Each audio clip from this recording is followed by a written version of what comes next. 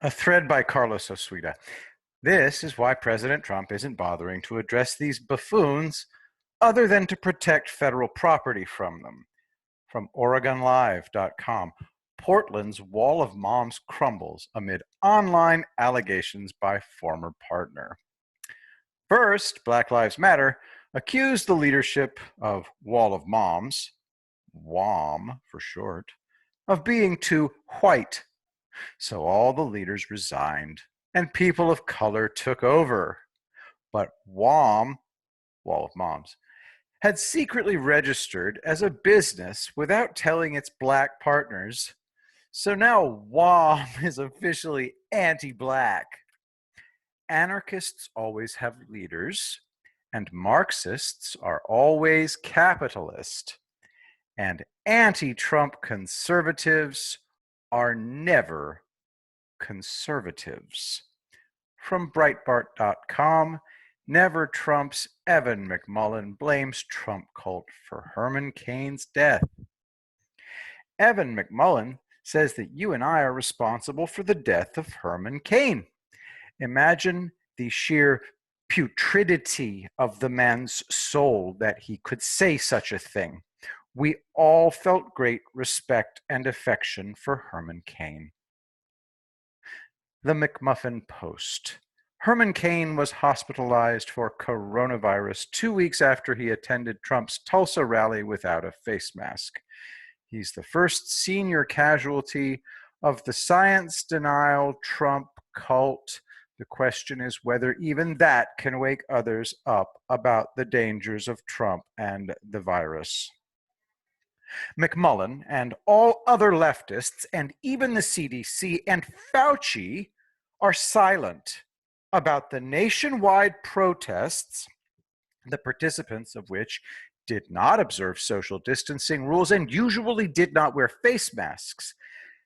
Guess who is now the most infected group? People 30 and under. Today's leftists are a faint shadow of their forebears. Their arguments are childish and their accusations transparently false. We're told that we should be fighting them every inch of the way. Why? Their attacks are self-negatory. Everyone can see that. For the first time, leftists are alienating leftists. This raving, foam-spewing dishonesty is destroying them. Who were the most successful leftist politicians of all time? FDR and Bill Clinton. Why were they successful? Because they were likable. After 9/11, Bill Clinton went to Ground Zero in New York and simply listened to people whose loved ones were missing. They gave him photos, which he studied intently, and then he wordlessly embraced the person. He's a physically enormous man, so his presence calmed people. He didn't have to do that. It was an unambiguously good thing to do. I won't say, yeah, but it was an unambiguously good thing to do. Period. Today's Democrats can't do anything like that. They can no longer control their negativity and animalistic behavior. The hearings with William Barr were catastrophically bad for the Democrats. They presented lies that far leftists found insulting. You can't win by being harpies. Only a tiny percentage of the population approves of never-ending toxicity. Trump isn't toxic. His tweets are strategic deception and performance art that most Americans enjoy. Do we enjoy this? Also, note that McMullin unknowingly called Herman Cain a member of a death cult. Nice. He said that Cain was too stupid to make an informed decision. The white guy from Utah knew better. How outrageously disrespectful is that?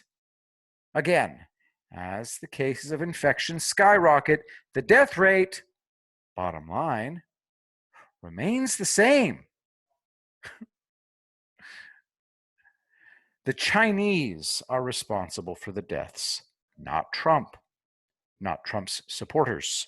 No government on the face of the earth has been able to prevent the infection spread, but we've successfully mitigated it. And Trump has revolutionized the way in which we respond to pandemics. No president in American history has faced so much treachery. The Confederates did not commit treason. They seceded from the Union. Their actions were not taken as citizens of the United States. They renounced their citizenship. Now, secession is never allowed to stand because the territory is not ceded by the legitimate government. That's why secession generally leads to war. The Confederacy maintained control over important ports, for example, but the ports were controlled by people who had renounced the citizenship in the United States. This is why sovereign citizens are not allowed to drive or travel amongst us. If they live here, they need to follow our laws. Civil war was a textbook example of such conflicts, a sustained high-intensity war between the recognized government and a government that formed in order to control territory that is legally controlled by the recognized government. The Democrats have not renounced their citizenship nor taken control of territory. Their actions are treasonous in that they use official government law enforcement agencies and intelligence agencies in order to overthrow the duly elected government of the United States. The press lies in order to aid in that treason. Congress also engages in treason. The Democrats also use government agencies to harass Trump supporters, which is highly treasonous. State governments, the IRS, the intelligence community try as hard as they can to make Trump supporters surrender. And the press paints us as Nazis, racists, and idiots. Now we're murderers too. But we're still going to win. All enemies, foreign and domestic, learn that Americans of all ideologies take it for as long as they can, and then they mobilize and destroy the attackers. We no longer have to do it physically. We're going to do it at the ballot box. Here in California, every registered voter is being sent a mail-in ballot. I'm voting in person, regardless of the wait. Remember to bring your mail-in ballot. Don't even open it if you don't plan on using it. If you don't surrender your mail-in ballot, your vote won't be counted. That is the trick they're counting on. Trump's people have infiltrated the registrar of voters, so don't worry.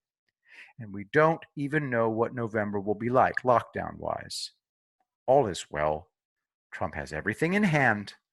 The Democrats are driving away voters by the millions. Be confident.